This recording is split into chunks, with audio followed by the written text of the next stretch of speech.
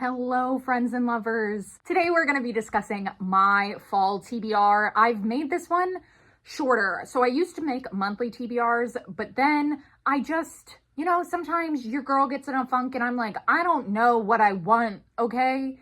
I do know what I want for, like the next 2.5 months. I made like a short list of the books that I absolutely want to get to by the end of fall. So without further ado, we're gonna get to the fun stuff. And first we're going to, spin all of my wheels, which I've been missing. And we're gonna start off with my romantasy wheel, which I actually just like shortened and put on stuff that's like absolutely at the top of my mind right now. Cause usually I have like every single romantasy I wanna read. And that gets a little overwhelming. So I was like, okay, what are you most excited about? I made a new wheel. So let's go ahead and we're gonna spin it and see what it falls on. Oh, yay. Okay. Yeah. So this is Between Wrath and Mercy by Jess Wisecup. I think it's Wisecup. This follows a plus size heroine who is, I believe she's like 35, 36. So she's an older, romantasy heroine. So this heroine, she's on a quest because her daughter has been kidnapped.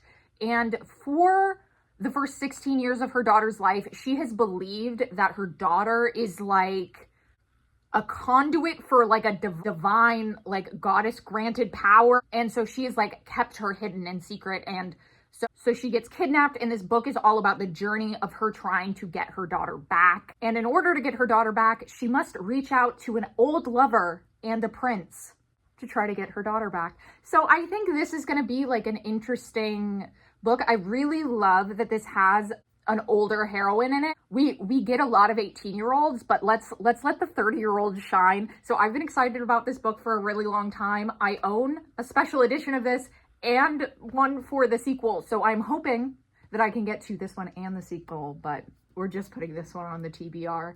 Okay. And next, my friend Emily made me a giant wheel.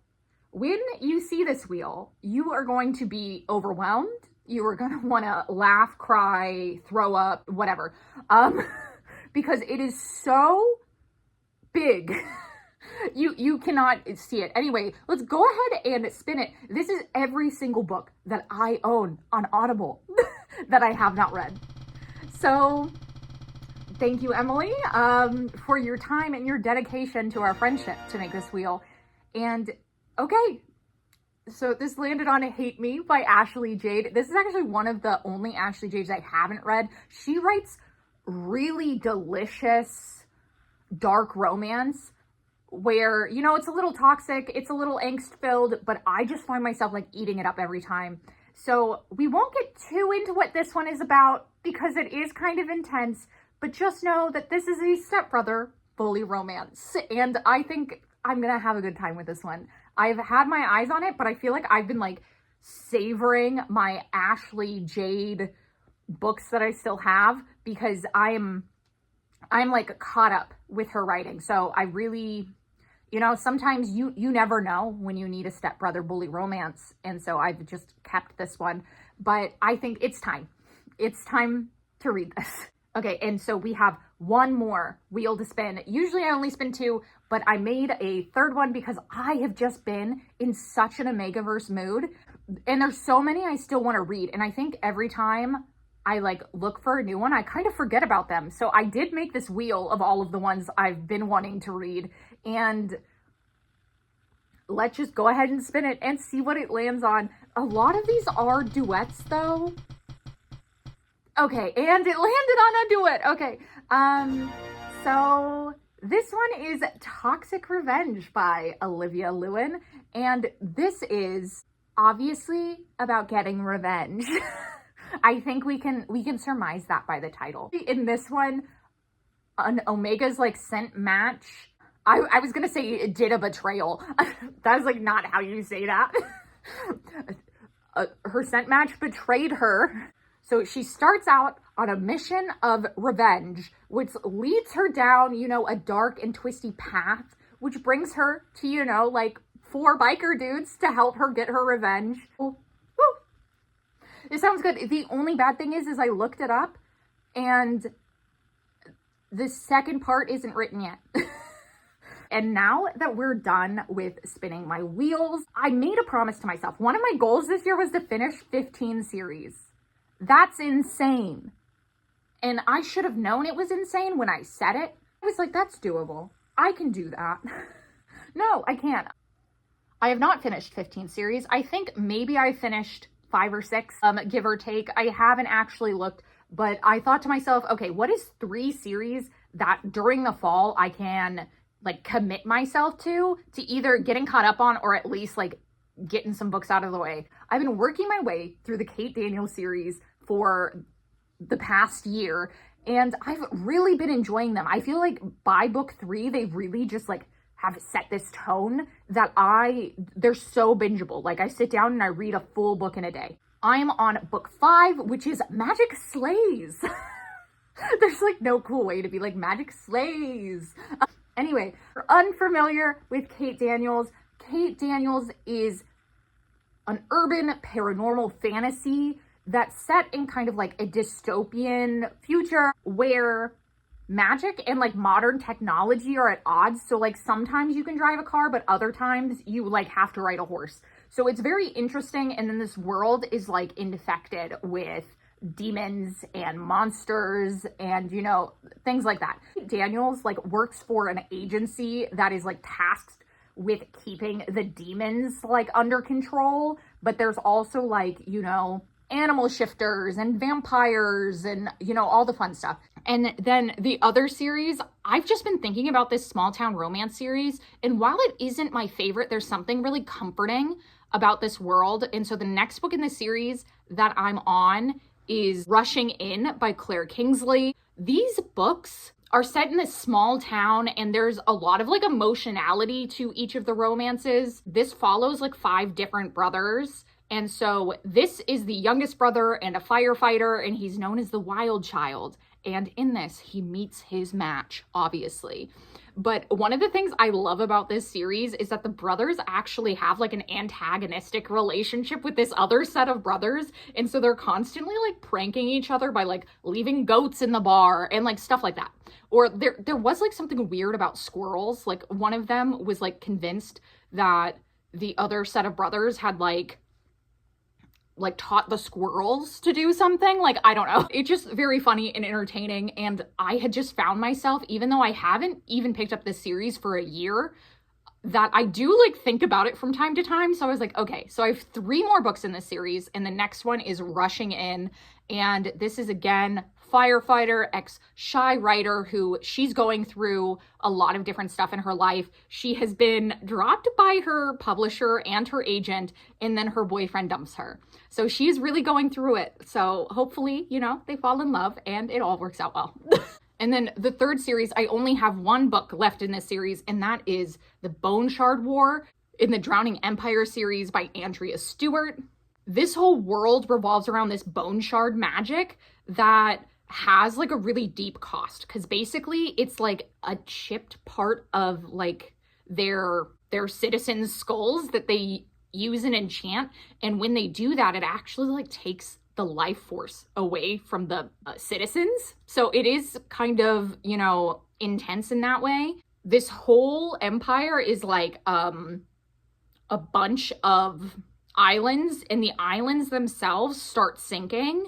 And so they don't really quite know why that's happening. And what I'm most drawn to is, one, I absolutely am obsessed with the sapphic lovers in this one. They just have a relationship that like every time I get to one of their chapters, I'm like, just talk about each other. Like, just tell me you're in love. But this has a lot of like political intrigue and political maneuvering that I feel like just keeps you really interested. And so I'm hoping that I can read this last one and, you know, be done with the series, because this author did just come out with her first book in a new series. So, and I would love to start that one. The next one is a standalone, and this is The Spell Shop by Sarah Beth Durst. I don't know why I keep putting like cozy looking fantasy on my TBR, because it never like 100% works for me, but I just feel like this time of year, like it evokes some cozy fantasy needs within me. So this is a romantasy debut with like cottagecore vibes. I think you can see that from the cover. And this is all about stolen spellbooks, unexpected friendship, sweet jams, and even sweeter romance. And that's what I need. This follows a librarian with a sentient spider plant. And that is all I need to know. You know, sounds great. I will be reading. And then next, this is actually a romance book that I've had on like the back burner for a while now because it has some things in it that I think I will absolutely vibe with, but for some reason I keep being like, not yet. But anyway, we have been putting it off long enough. So this is Ready or Not by Cara Bastone. And this, of course, you know, is about a girl who has an uncharacteristic one-night stand that results in pregnancy. The romance isn't between her and the father, it's between her and her best friend's brother, who like kind of steps up to the plate while she's pregnant. If you know me, you know I love a surprise pregnancy trope. I know, controversial, but I just do. And I think the more people that hate it is like the stronger I become. Like the more I see people complain about pregnancy in romance books online is just the more powerful I'm becoming. So whenever you see it and you see yourself like nodding and agreeing, just know that you are feeding the evil spirits inside of me that love it. And then the last book I have on my TBR for fall is The Hurricane Wars by Thea Guzan. And this is, of course, a Reylo-inspired fantasy.